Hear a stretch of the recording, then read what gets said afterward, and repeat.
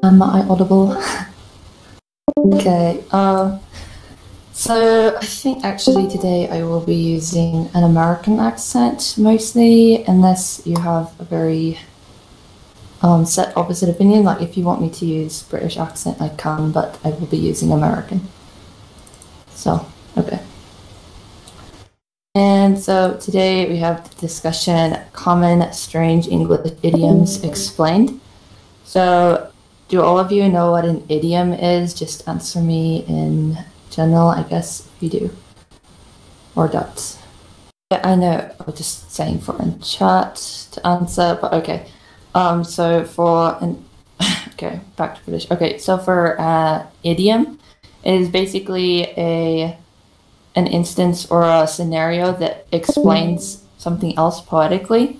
And so these are strange things, like strange expressions for things that happen, which we call idioms, that don't really make a lot of sense if you don't like hear them in context and what they mean. Like even as a native speaker, I was kind of confused with some of these until I really understood the definition. Okay, so the first one is, and I just put this on here because I guess I'm teaching French, I mean English to French people, whatever.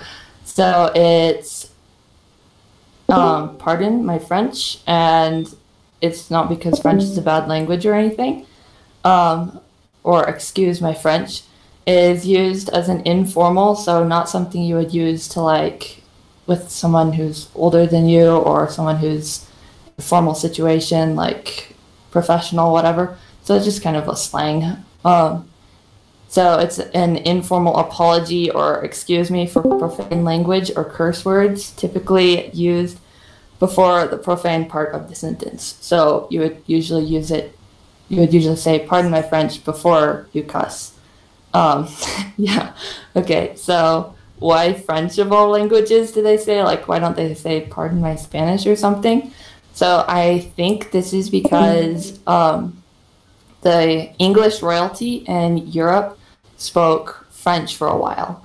And so they would cuss in French so that the people who didn't speak French would still think that they were good, bully, rich people or something. Anyways, so that's what pardon my French means. So to use it in context, you would say, pardon my French, but you're an asshole, right? And so you're saying, pardon my French, as like, oh, excuse me, I'm about to cuss. That was actually a quote from a movie, so I didn't make that up. And I'm not going to read the next, what do you call it? Context right here, so that you can read it if you want to. Anyway, so then the next saying or idiom is to get out of your hair, like as though somebody was in your hair. Yeah, and so that doesn't make a lot of sense. Like, how is somebody supposed to get in your hair? But what it really is referring to is like possibly a fly or a bug in your hair, something that's really annoying. And so it's just a way of asking someone to leave or say you're leaving. And so this actually isn't very mean. So if you were to say, I'm going to get out of your hair, it's just how you would say, I'm going now. It's actually more polite than just saying, I'm leaving. It's not like something that's rude, and some of these are rude. So anyways, so in context as a definition, okay, I'll get out of your hair so you can finish what you were doing. And so say somebody is busy doing something and you just say, I'll get out of your hair so that, you know, you can leave without being super rude. Okay. And this next context is a little bit rude in the way that they use it, more like, oh, you're so annoying, you're bothering me, go away.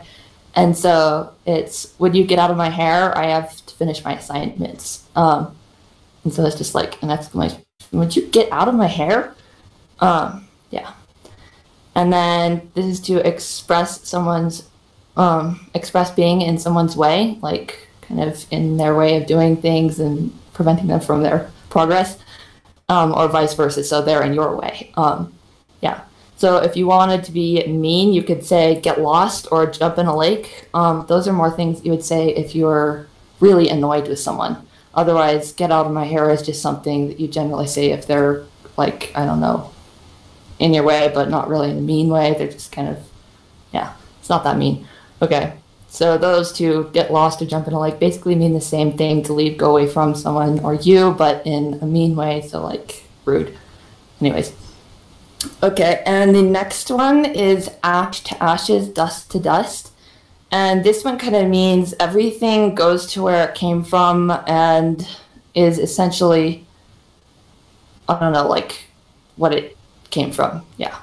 And so everything kind of goes back to being the same. Like, yeah, doesn't make much sense. Anyways, so this one comes from, I don't know if any of you have read the Bible, and I don't know if you're like whatever interested in that, but so there's the saying, there's a curse to Adam after he eats the apple from the tree of good and evil, and so God tells him, in the sweat of your face shall you eat bread till you return to the ground, for out of it you are taken, for dust thou art, and to dust you shall return. So that's where the dust to dust comes from.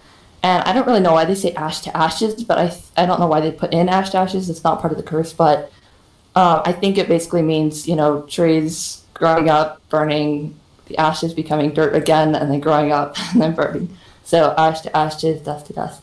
You came from ashes, trees come from ashes, go to ashes. So I don't really know how that'll work. Sometimes they don't. Anyways, yeah. So ash to ashes, dust to dust in context. Some things you just can't change. Ash to ashes, dust to dust. So, yeah. And that's not like the most general context. Like, you won't always hear it like that. But yeah. Okay, so this next idiom is the apple doesn't fall far from the tree.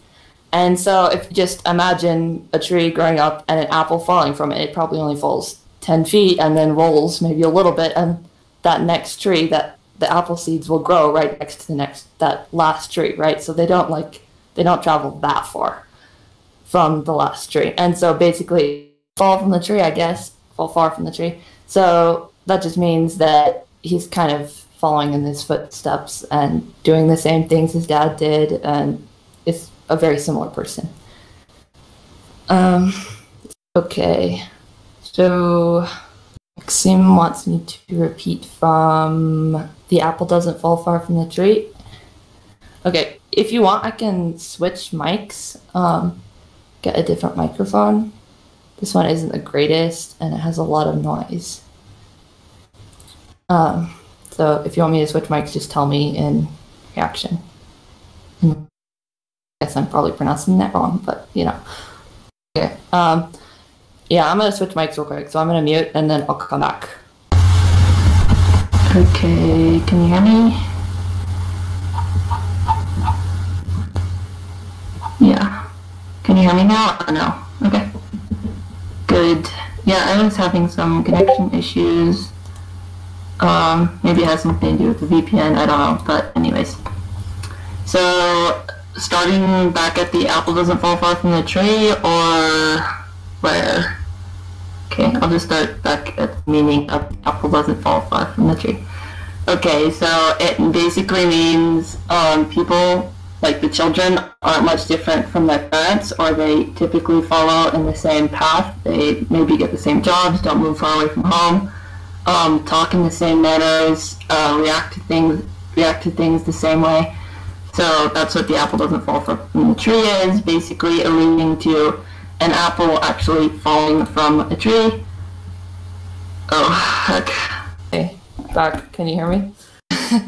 Sorry. Alright. Yeah, I have a pretty epic audio setup. Okay. Great.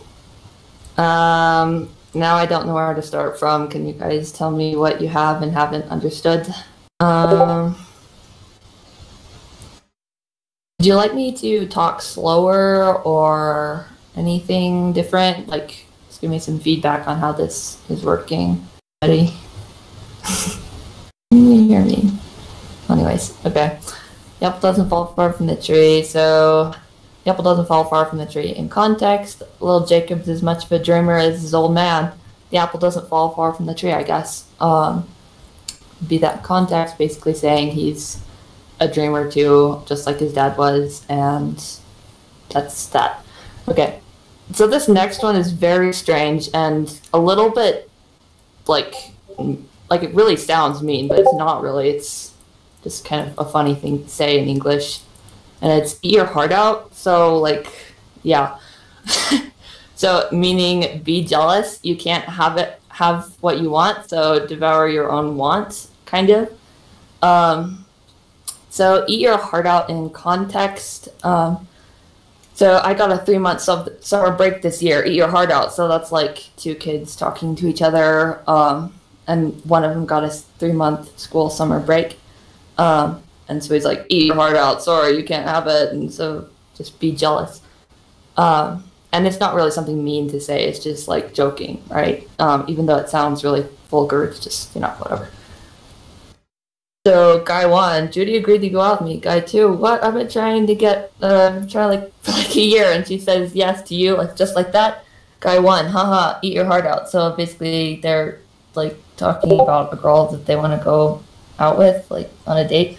And one guy, she never agrees to go out with him. The other guy asked her once and she goes out with him. So he's saying, eat your heart out, like be jealous, sorry, you're not as good or something. Can you guys still hear me? Are you following? Any questions? Questions? Okay. Anyway. So this next idiom is put your foot in your mouth. So that's kind of hard to imagine doing, and it's kind of hard to do, in case any of you have tried that. So this meaning is to say something stupid or inconsiderate. Inconsiderate means like not to really care about the other person or the context or the situation, and to just say something because you feel like it. And so usually things that you say like that in that way turn out really dumb or offensive. And so that's what put your foot in your mouth means, is to say something dumb or inconsiderate. And so, yeah. So the origin of this, I'm not sure of, but I think it comes from to put your foot in it or to put your foot in something, which is usually something embarrassing or stupid, like to put your foot in the mud or in the fence. Something that is like, what the heck, why would you do that? Really dumb. And so to put your foot in your mouth is to say something really dumb. Yeah. And so to put your foot in your mouth in context. Oh God, I put my foot in my mouth last night when I was joking with the CEO. I didn't even know who he was. And so the CEO, I hope you all know what that is, but it's like the manager, the representative of a company, not really the representative, but like someone who is very in charge. You should probably know what CEO stands for, but I don't. Okay, so just remember to take extra care and count 10 before you say anything in the future. You totally put your foot in your mouth far too often. Okay, so yeah, that's somebody talking to you, somebody who says things stupid frequently. Anyways, so put your foot in your mouth is typically people say it about themselves. I put my foot in my mouth, or you can say it to somebody, you put your foot in your mouth, but it's not really mean. It's just like a way of saying you said something stupid. So if they take that offensively, then too bad. Yeah, okay. The next idiom is, what that means. Okay, the next idiom is an elephant in the room. So I suppose none of you have ever seen an elephant in the room, but you can imagine that it would be a big problem. It would be hard to get back out, and nobody would really want to do it. So that's exactly what it means. And the elephant usually is a representative of a problem. So when they say there's an elephant in the room, it means there's a problem in this situation that nobody wants to deal with because it's uncomfortable. And so I think this came from, it was like a Russian writer or something. I don't know what his name was, but he talked about an elephant in a museum and some guy who went to the museum to look at everything, and the guy managed to see everything but the elephant somehow. And so it was like a fable about some guy who was bad at looking at the biggest things or the biggest issues. you have learned this idiom. Good. So, yeah. And then later in the New York Times, which is a newspaper from New York, obviously, it's like, you know, America's national-wide famous whatever newspaper. Anyway, so somebody wrote an article or something talking about a school, and there was some sort of a problem with the school, and they were like, I mean, and so they talked about the problem. They were like talking about the problem. They were like, wow, this problem is like as big as an elephant in the room, and nobody's like noticing it or acknowledging this problem. What's wrong with it? And so that's kind of where that saying came from. And so an elephant in the room in context. So maybe all of you wouldn't agree with this, but welfare is the elephant in the room for racial division and unemployment rates at this point. So they're saying welfare is kind of the thing that is causing these problems, and nobody's dealing with it because it's uncomfortable to deal with. So Maria's relationship is just an elephant in the room. And so that's somebody like expressing that nobody wants to get in the way or say anything to Maria about her relationship. Like a relationship meaning like a boyfriend or something. Anyways, yeah, so they're saying it's an elephant in the room and nobody wants to deal with it. It's a big problem. Yeah. Okay. So then break a leg. This is actually something encouraging. I know it doesn't sound like it, but it's what you say to an athlete before they go and play a big ball game. They're like, break a leg, you know, do your best. And so it's a positive thing. It's absolutely positive. It's not ever negative. Yeah, don't ask me why. I really don't know. Seems mean, but it's not. So this means, oh my gosh, I have a typo. Good luck. Good luck. Give it your all. Try so hard you break a leg or something. I don't know. Yeah, not sure how that's a good thing, but yeah, it's used to say try your best in a good way, in a positive way. So this origin, I don't really know this origin again. And I found a link that you can see right here below about break a leg, and I can't remember what the link said, so I'm not going to go over that. So break a leg in context, this is a coach talking to one of his team. And so he's like, you're up, kid, break a leg out there.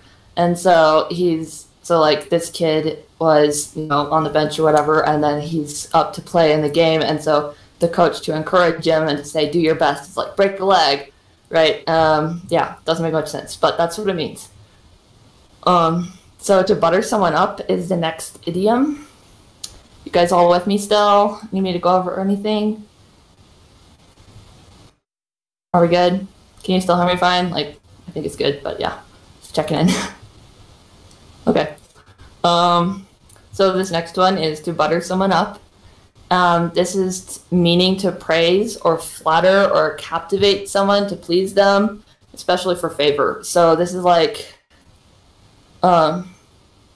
yeah, it's like what you would say when somebody is flattering you to get you in a good mood, get you on their side, make you favor their standpoint or their opinion or whatever.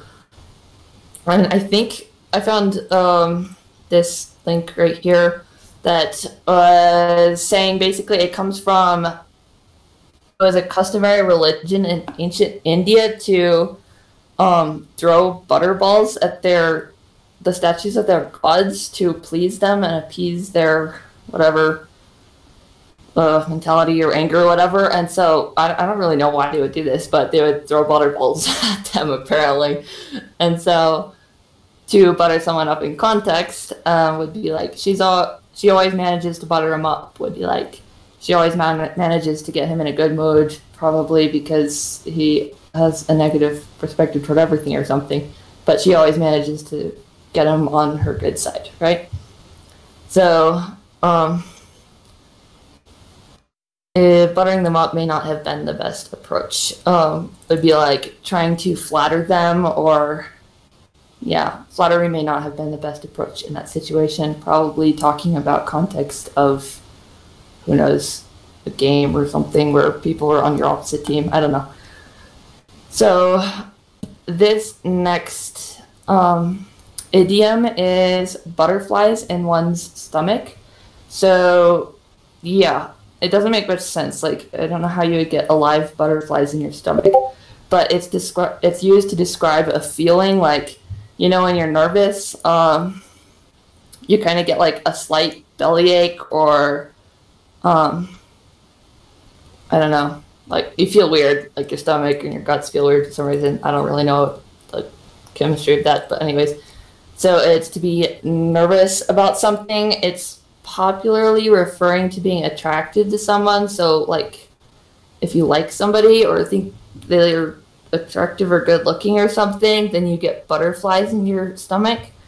But it's also used in other contexts, like going into a scary situation, or somebody's about to go base jumping and they get butterflies in their stomach because they don't want to die or something. I don't know.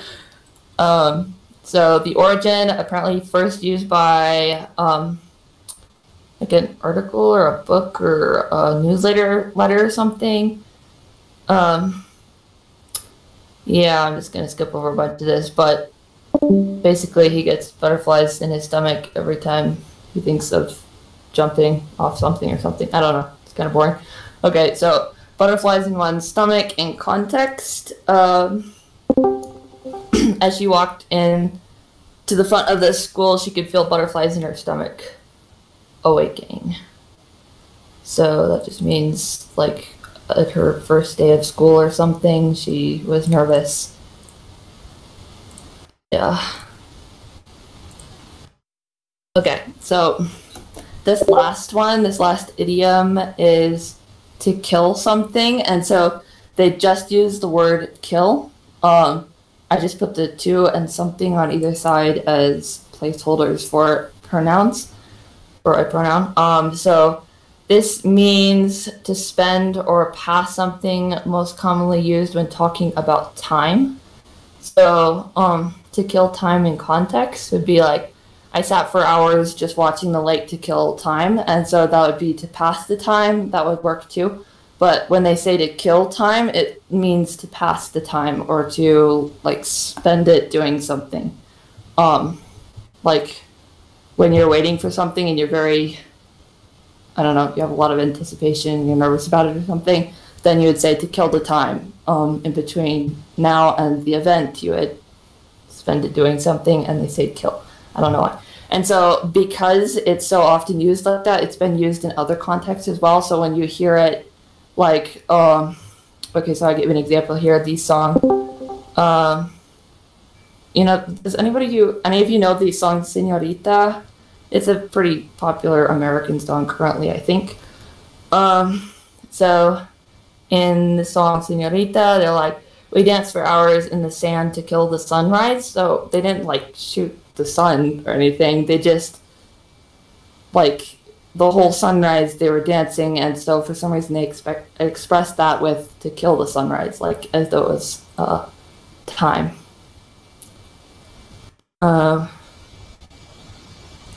Okay, so yeah, reading killed the time pretty well is the last example here, and that just means, you know, you pass the time reading, and that was simple enough. So, and then there's a note at the bottom. It's like some of the idiom origins are missing, as you may have noticed. That's because I couldn't find them, so I just left them out. Like, to kill something, I don't know where that came from. I don't know why we say to kill time. I just left the origin out. Okay, so that's all of them that I have here. And now I guess it's Q&A time. So do any of you have questions about this? I don't know if you can unmute yourselves, but if you can, go ahead and talk.